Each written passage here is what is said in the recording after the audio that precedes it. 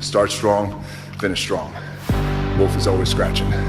Let's roll. Up at 3:45 a.m., cardio by 4:45 a.m., hitting the iron by 6:15 a.m., in my pickup truck by 7:15 a.m., heading to work, ready to get after it, ready to shoot. There's no substitute for hard work. I'm gonna make something out of myself, but it's gonna be so good, it's bad.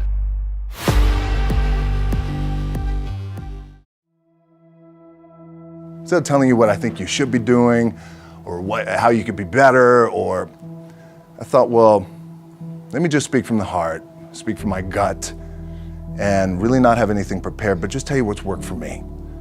And maybe some of the stuff that's worked for me might work for you now, currently, presently, as you guys have your goals and ambitions, but then further on down the line, as you guys continue to live your life. This idea and this notion that you could be anything you want, and you can accomplish anything you want, right? We hear that. You've heard that from the time you were little boys. You hear that now. You're already incredibly accomplished. You guys know that.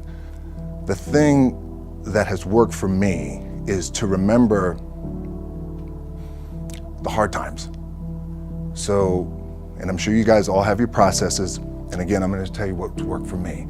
So before a big movie comes out, before, back in the days when I was wrestling with WWE, a WrestleMania match, anything big that would happen, I would always take a moment and I'd just remind myself, all right, I was evicted when I was 14. We were kicked off the island. We couldn't live in Hawaii.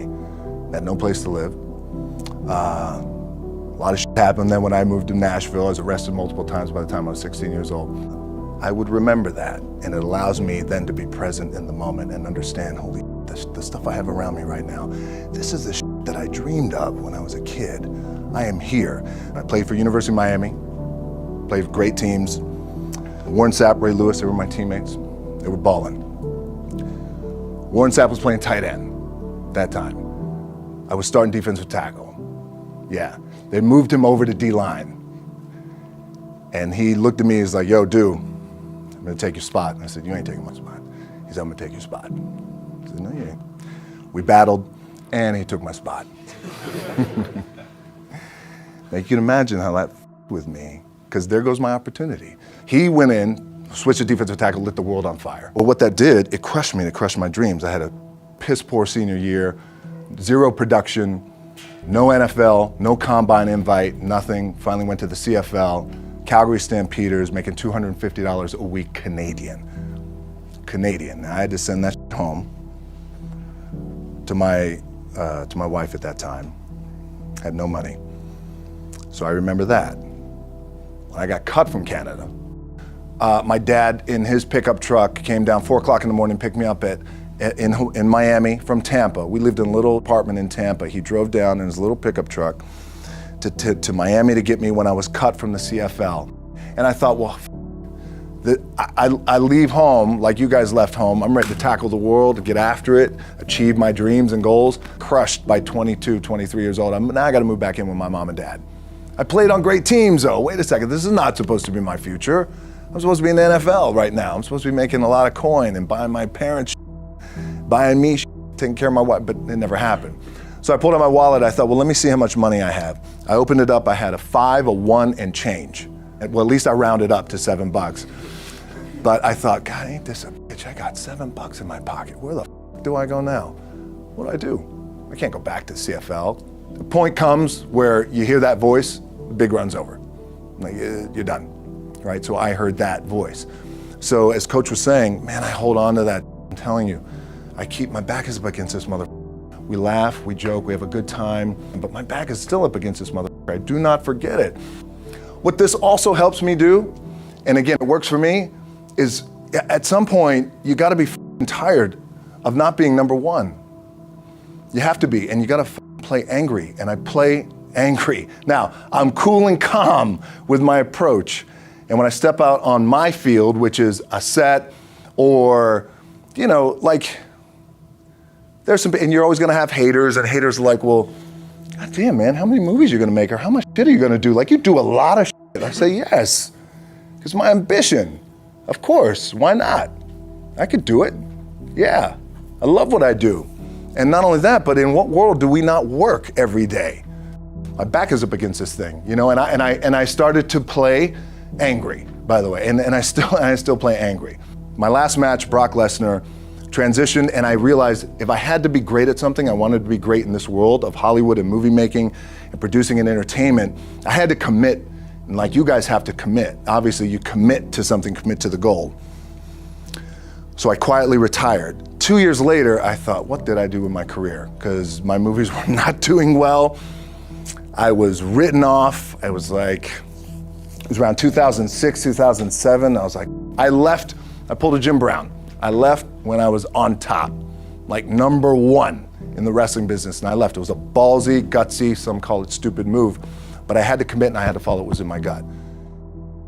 What helps me is to keep the hard times in the front of my mind, because it allows me to go into these big moments that I've worked my ass off, and you guys have worked your ass off. It allows me to go into these big moments with a different perspective. What it also does for me, and again, this is what works for me. Like, my back is up against this mother. Every day, it's against this wall. But it's up against this mother because it's what I believe in. And when my back is against this mother, then there's nowhere to go. But that way. That's it. Doesn't mean you don't smile. Doesn't mean you don't laugh and joke, right? You're happy. I'm a happy guy. But when it comes to business and when it comes to executing, it's up against this. And I got to go that way. And I don't give a fuck who is in front of me. They're not going to stop me. The key for me was, where does it start? What's the anchor? What's the anchor? So I could have all these ambitions, and you guys have all these ambitions, which is great. It's important. I'll play this role, you'll play that role. I'll execute this thing and it'll come out this summer. You guys will execute this thing during the summer, right, when it's time to really put in a lot more work.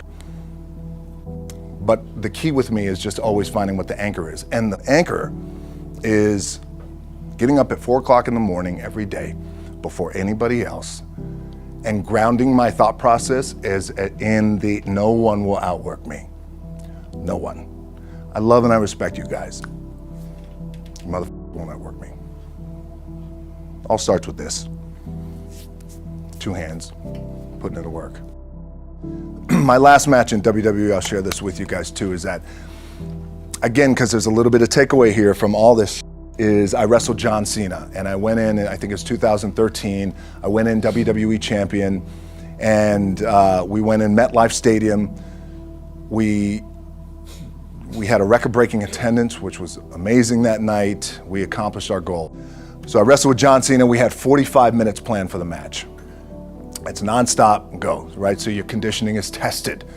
And at that time, I wasn't full-time in WWE. I was just doing these spot matches where I was still shooting G.I. Joe, I think, or Pain and Gain at that time. It was Fast and Furious 6 in London.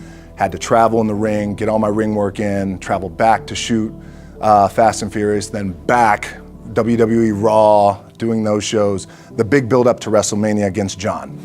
We get to MetLife Stadium, it's a big night, this is it, it's game night, right? It's championship night for me. 45-minute match planned out. There's no cut, there's no, all right, well, let's pick it back up tomorrow, you know, it's go time, it's just like you guys in a game. I'm getting scared because I'm thinking, man, well, what happens if I pinch something or something like, you know, I don't know, your mind starts fucking with you in the moment. There's 85,000 people, your adrenaline's rushing. Thinking, man, what happens if I'm gonna lose my leg or some shit like this, if I've just done something to my artery? Final move of the match is his big finishing move. And I remember I'm getting up and I'm turning like this because I have to fall into him. He's gonna hit me with his big finisher. I remember turning into John and he says, and I remember thinking to myself, God, please don't let this be too bad. Just take care of me. Take care of me. Bang! Comes in the back, I get to the back, I can't move. Now I'm getting a little nervous. Get on a jet, rushed home to my doctor's down in Florida, and get an MRI, find out that I have completely torn my adductor, the top of my adductor and my top of my quad off my pelvis. What I was proud of was walk out on my own, but not only that, but in this moment where the odds are against you, people are watching, your team's depending on you, you either say, I'm done, or this whatever the is going on, it's temporary, and it may fuck me up at some point down the road. But I'm not gonna let this opportunity go by without giving it my all. As you guys know, there's nothing you can't accomplish. You're gonna go on, you're gonna become world champions. The key for me, what I think one of the keys is, remember where you came from, keep that in the front of your mind, and when shit goes bad and it goes sideways, a lot of shit does, you're getting booed out of the building, or you're coming through this injury, or people are writing you off, oh, you guys ain't make it, any of that, you gotta keep it in here. And it really has to, it should drive you, it should. It works for me, it should drive you. You got all the talent in the world, it's all here. Really the two things I wanna say are, you gotta be the hardest workers in the room, and don't f the opportunity up.